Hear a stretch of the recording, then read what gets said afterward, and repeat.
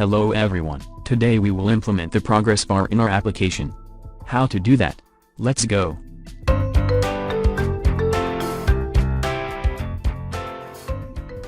Progress bar is a user interface control that is used to indicate the progress of an operation, for example, downloading a file or uploading a file. There are two types of progress bars, horizontal and circular. We will create both of these progress bar in Android app. By default the progress bar will be displayed as a spinning wheel. In case if we want to show it like a horizontal bar, then we need to change the style property to horizontal.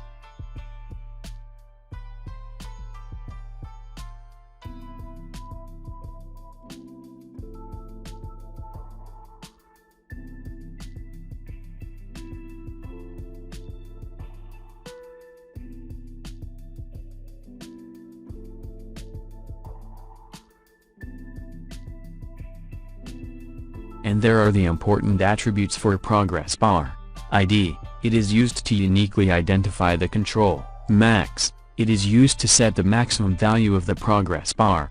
By default the progress bar maximum value is 100. Progress, it is used to set the default progress value between 0 and max. It must be an integer value.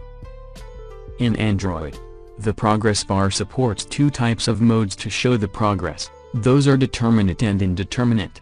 Generally, we use the indeterminate progress mode in progress bar when we don't know how long an operation will take or how much work has done. In indeterminate mode the actual progress will not be shown. Only the cyclic animation will be shown to indicate that some progress is happening, like as shown in the above progress bar loading images like this. But if we use determinate progress mode it will be show the quantity of progress has occurred. For example, the percentage of file downloaded. To use determinate progress, we need to set the style of the progress bar to horizontal like this. Okay, that's all.